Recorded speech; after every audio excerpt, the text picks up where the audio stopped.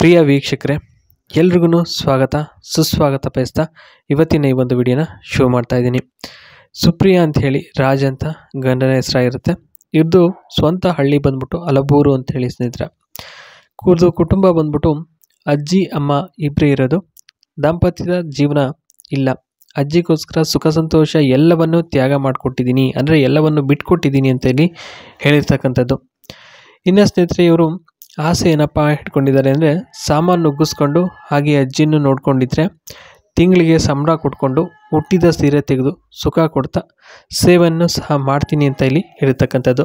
ಜೊತೆಗೆ ಒಂದು brinjal land ಸಹ ಹೊಂದಿದ್ದಾರೆ ಸ್ನೇಹಿತರೆ. ಬನ್ನಿ ನೆಕ್ಸ್ಟ್ ಏನು ಅಂತ ನಾವು ನೋಡೋಣ. ನೋಡಿ, ಅಜ್ಜಿಗೋಸ್ಕರ ಪಟ್ಟ ಕಷ್ಟ ಏನೇನು ಅಂತ ಇಲ್ಲಿ ಹೇಳ್ಕೊಂಡಿದ್ದಾರೆ ನೋಡ್ಬೋದು. ಎಲ್ಲರಿಗೂ ಆಸೆ ಆದಾಗ ತೂತು ಎದ್ದೇಳೋದು ಸಹಜ. ಅದೇ ರೀತಿ ನಂದು ಒಮ್ಮೊಮ್ಮೆ ಎದ್ದೇಳ್ತಾ ಇತ್ತು ಅಂತ ಇಲ್ಲಿ ಹೇಳ್ತಕ್ಕಂಥದ್ದು. ಎರಡನೇದು ಬಂದು ಅದನ್ನು ತಡೆದಂತೆ ಇನ್ನೂ ಆಸೆ ಜಾಸ್ತಿ ಆಗ್ತಾ ಇತ್ತು. ಕ್ಯಾರೆಟ್ ತಗೊಂಡು ಅದುಮ್ಕೊಂಡು ತೃಪ್ತಿಯನ್ನು ಪಡ್ಕೊತಾ ಇದ್ದೆ ಅಂತೇಳಿ ಹೇಳಿದ್ದಾರೆ. ನೆಕ್ಸ್ಟ್, ಕಾರಣ ಅಜ್ಜಿ ತುಂಬ ಚೆನ್ನಾಗಿ ನೋಡಿಕೊಂಡು ಸಾಕಿದ್ರು. ಅವರು ಅಂದರೆ ಬಹಳ ಇಷ್ಟ. ಇದೇ ಕಾರಣಕ್ಕೋಸ್ಕರ ಒಂದು ಮದುವೆನೂ ಸಹ ಆಗ್ದಲೆ ಹಾಗೆ ಸುಖನೂ ಅನುಭವಿಸ್ದಲೆ ಹಾಗೆಯೇ ಇದ್ಬಿಟ್ಟೆ. ಜೀವನ ಏನಾಗ್ತಾ ಇದೆ, ಹೇಗೆ ಹೋಗ್ತಾ ಇದೆ ಅನ್ನೋದು ಸಹ ಗೊತ್ತಾಗ್ತಾ ಇರಲಿಲ್ಲ. ಆ ಒಂದು ಮಟ್ಟಿಗೆ ಅವರು ನೋಡ್ಕೊಂಡಿದ್ರಂತ ಇವ್ರನ್ನ. ಓಕೆ, ಅಜ್ಜಿ ನೋಡ್ಕೊಳ್ಳೋದಕ್ಕೆ ಕೆಲಸಗಾರ ಬಂದರೆ ತೂತು ಪಕ್ಕ ಸಿಗುತ್ತೆ ಅಂತೇಳಿ ಹೇಳ್ಕೊಂಡಿರ್ತಕ್ಕಂಥದ್ದು.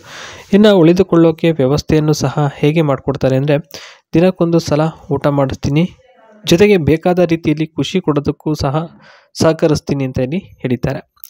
ನೆಕ್ಸ್ಟ್, ಮನೆಯಲ್ಲಿ ನಾಯಿಗೆ ಅಂತ ರೂಮ್ ಇದೆ, ಇರೋದಕ್ಕೆ ಅಲ್ಲೇ ವ್ಯವಸ್ಥೆ ಮಾಡಿಕೊಡ್ತೀವಿ. ಅಜ್ಜಿ ಇರೋವರೆಗೂ ಸಹ ಇರ್ಬೋದು, ಎಷ್ಟು ದಿನ ಅವರು ಇರ್ತಾರೋ ಅಲ್ಲಿವರೆಗೂ ಸಹ ಅದೇ ಒಂದು ಮನೆಯಲ್ಲಿ ಇರ್ಬೋದು. ಸ್ವಲ್ಪ ಇಲಿಗಳ ಕಾಟ ಇದೆ, ಅಷ್ಟು ಬಿಟ್ಟರೆ ಇನ್ನೇನು ತೊಂದರೆ ಇಲ್ಲ, ಚೆನ್ನಾಗಿದೆ ರೂಮ್ ಅಂತೇಳಿ ಇರತಕ್ಕಂಥದ್ದು.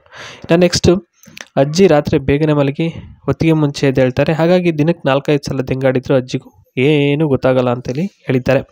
ಇನ್ನು brinjal is a hardy crop, so it can be grown on different types of soils. As it is a long duration crop, it requires well drained fertile sandy loam soil which is best suited for its cultivation and gives good yield. For early crop, light soils are good, and for high yield clay loam, silt loam are suitable. For good growth, pH of soil should be 5.5 to 6.6 ಅಂತ ಹೇಳಿದ್ದಾರೆ. ಸ್ನೇಹಿತರೆ, brinjal ಅನ್ನೋದು ಒಂದು hard crop, ಅದು ಎಲ್ರಿಗೂ ಗೊತ್ತಿರ್ತಕ್ಕಂಥದ್ದು, ಅದನ್ನೇ ಇಲ್ಲಿ ಹೇಳಿದ್ದಾರೆ. ಮತ್ತು ಇದಕ್ಕೆ ಡಿಫ್ರೆಂಟ್ ಟೈಪ್ಸ್ ಆಫ್ ಸಾಯಿಲ್ಸಲ್ಲೂ ಇದನ್ನು ಬೆಳೀತಕ್ಕಂಥದ್ದಾಗಿರುತ್ತೆ.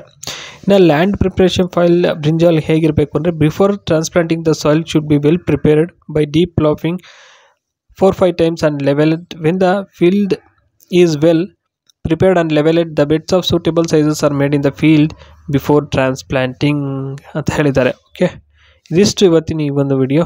ಬಾಯ್.